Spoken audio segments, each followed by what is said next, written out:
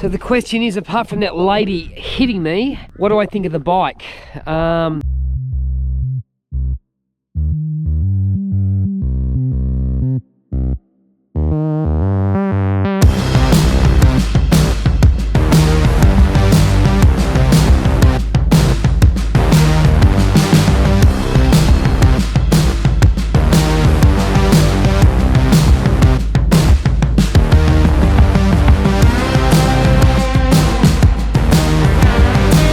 Bike's running beautifully. This is a full stage 2. It's got the 330 racing star cam in it. It's got a full system, the Bassani exhaust. So we've got the Trusk. So it's been dynoed. So about 127 horsepower, 140 pounds of torque. Does it go? It's an absolute beast. It's a rocket ship. The power is everywhere. First, second, third, fourth, fifth, sixth. You don't need to drop it down to fifth to overtake. Sixth has plenty of torque. Now listen, not that I'm encouraging speeding. If you want to sit on the speed limit, 110, 120, you're going to get about 350 k's a tank, 330, 350. When I was test riding it, or I wasn't test riding it, somebody else was, and let's say they went to the fish shop and had some flake, and they were, you know, that flake costs them $1.60 to $1.80. You're going to get about 220 to 250 k's. It drops dramatically. And if you want to sit over 200 k's an hour, a friend of mine that I know in his house, he rode this on his own road and he took it to 220, no problems. But you're going to get about 150 to 180 k's a tank.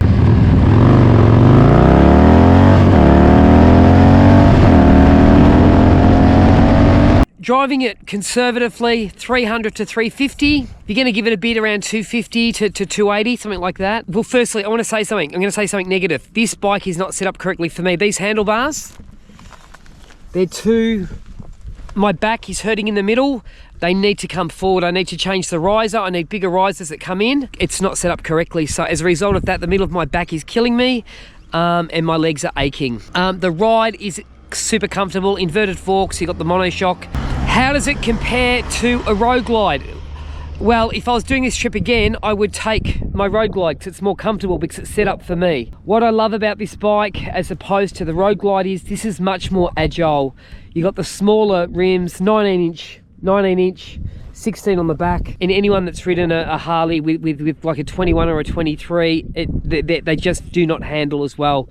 This handles, the best thing about this bike, it handles incredibly well. You feel like you're on a sports bike at times, and I know some people will go, that's bullshit, it's a Harley, but it feels that way. How quick is it? It is super quick. First, second, third, it's very quick. You're redlining it straight away. And you don't, in my opinion, you don't need anything more than a stage 2 in this sort of bike. It's rock solid on the road, even at speed. This is a good bike, but I've just got it for me. I've got to adjust these handlebars. They've got to come in. You know, I'm 3 or 4 inches. You know, they need to be sitting back to make it more comfortable. My Road King is set up correctly. This is not set up correctly for me. I thought it would be okay, but until you do, like I've done, at the moment I'm 3,000 kilometers into a 5,000 k ride.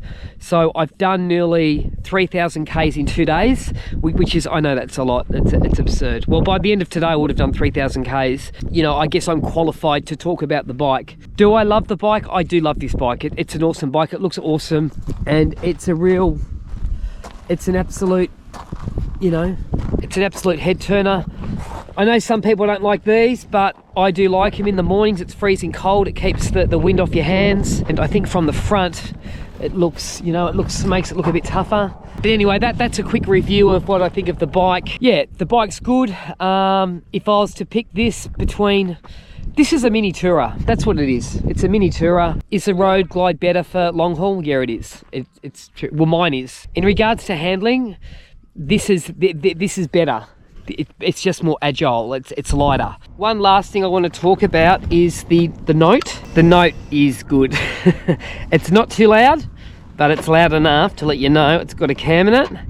And I think if you own a Harley and you only just put slip-ons on and stage 1 it, you're a fool. Put a cam in it because you get that proper Harley sound. Listen to this. I'll just set the GoPro up.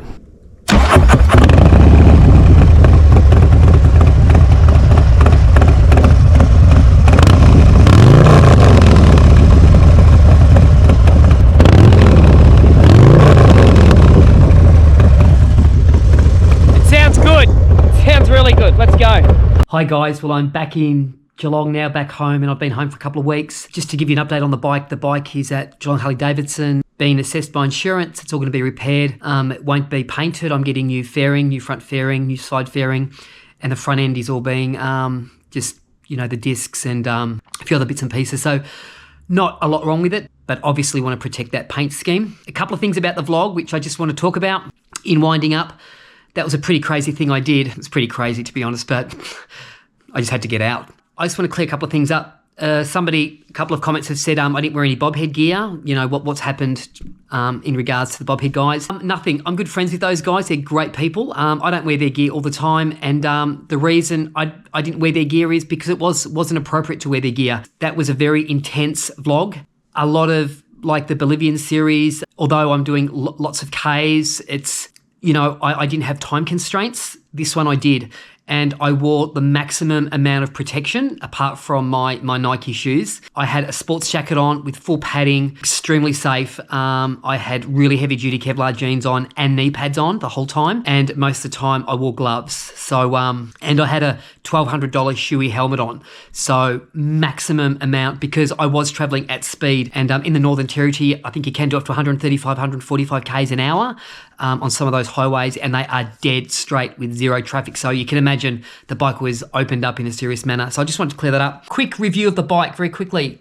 Best thing about the bike. Two things. Number one is the handling. Number two is the Bassani exhaust. Sounds awesome. The worst thing I hate about the bike at the moment is the handlebar setup, but that will be fixed. Let's talk about luggage. What I think of the luggage system. The luggage system is great. The more I tour, the less I take.